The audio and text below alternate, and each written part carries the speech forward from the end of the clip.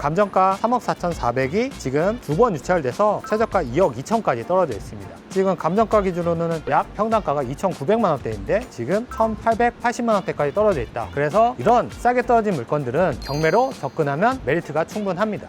구독과 좋아요, 알림 설정. 안녕하세요. 부동산 경매 실전 투자자 누막수입니다. 오늘은 누막수TV에서 처음으로 서울에 나왔습니다. 제가 웬만해서는 수도권 남부 쪽을 많이 촬영하고 임장도 많이 했었는데요. 오늘은 서울에 온 만큼 그만큼 돈이 되는 물건으로 하나하나 말씀드려 보겠습니다. 우선 오늘의 경매 물건에 대해서 간단하게 말씀드려 보면 24 타경 3227 서울 영등포동에 있는 여의도 포레스트 시티 오피스텔을 보러 왔습니다. 왜 지금 이 시기에 오피스텔이냐 말씀드려 보면 오피스텔이 지난 6월 4일날 법 개정을 통해서 오피스텔이나 빌라 같은 아파트를 제외한 물건에 대해서는 6년 단기 임대 등록 제도가 부활했습니다.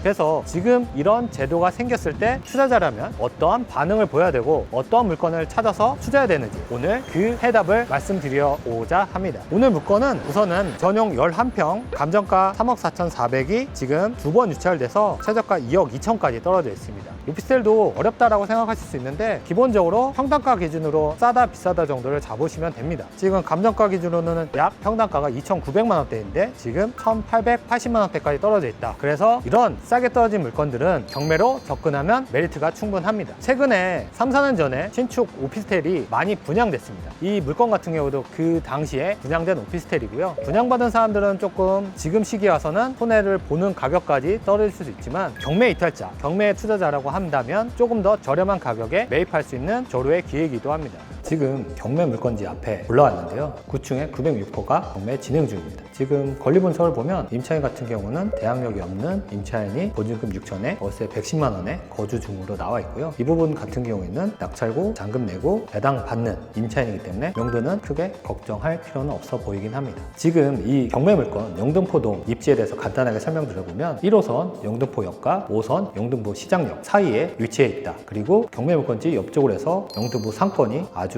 오래된 상권이죠. 그게 잘 자리 잡고 있고 이 길 건너 쪽에도 영등포 시장이 바로 있고 이 경매 물건지 바로 대로변 쪽으로 해서 버스나 여러 가지 교통 환경이 아주 좋다. 지금 경매 물건 같은 경우는 구조를 말씀드리면 1.5룸의 화장실 하나 구조입니다. 지금 이 오피스텔 건물 중에서는 가장 큰 면적 타입에 해당된다. 그래서 어느 정도 매매가나 전월세, 임대 시세가 괜찮을 거다. 그리고 가격적으로는 지금 충분히 메리트 있게 떨어져 있다. 그걸 말씀드리고 싶고요. 기회가 되면 또 위에서도 또 다른 현장들을 보면서 추가적으로 말씀드려 보겠습니다. 지금 경매 물건지 옥상에 올라와 있습니다. 오늘 이 물건 같은 경우는 제가 지금 누막소 낙찰 스터디 누나클을 오픈해서 지금 운영 중인데요. 이 회원분들이랑 같이 임장도 하고 촬영도 하러 온 물건입니다. 그래서 경매가 정말 궁금하다, 실전 스터디가 어떻게 운영되는지 궁금하다면 나중에 또 모집할 이기도 기대해 주시기 바랍니다. 지금 이 경매 물건 이름이 여의도 포레스트 시티 오피스텔이었는데요. 저는 조금 의아하긴 했습니다.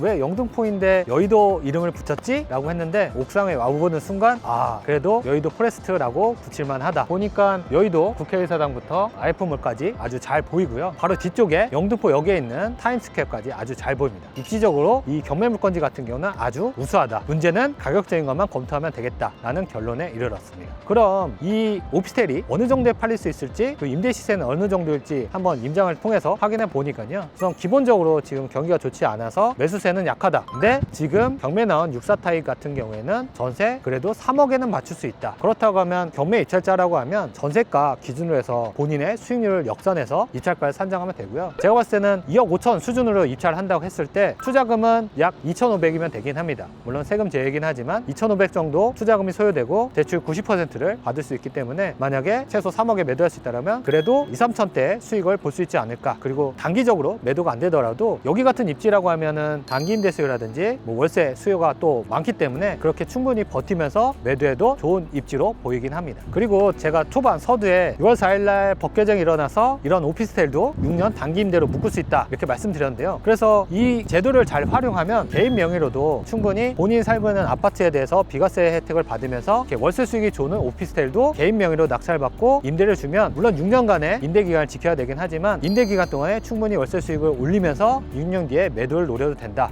그런 전략을 짤 수 있고요. 대신에 6년 동안 오피스텔 같은 경우는 시세 차익이 아파트에 비해서는 약하기 때문에 현금 흐름이 물건이 충분히 나오는 곳을 우선적으로 검토해야 되긴 합니다. 그리고 추가적으로 또 오피스텔 인정할 때 팁을 좀 드리자면 관리사무소에 꼭 방문을 하셔서 관리비 미납 금액이 어느 정도인지 꼭 체크를 하셔야 되고요. 그리고 또 임장 갈 때 팁을 또 한번 드리자면 매도자 입장, 그다음 매수자 입장에서 충분히 다르게 컨셉을 잡고서 부동산 임장을 하셔야 되고요. 그걸 통해서 정확한 매매 호가랑 매도할 수 있는 금매가 수준을 정확하게 파악하셔야 좋은 투자를 하실 수 있습니다. 오늘은 처음으로 누먹수가 서울까지 와서 오피스텔 물건을 한번 설명드려 봤는데요. 앞으로도 돈 되는 물건이라면 지역을 가리지 않고 누먹수 TV를 통해 아낌없이 찐 정보들을 방출해 보도록 하겠습니다. 오늘도 긴 영상 시청해 주셔서 감사합니다. 감사합니다.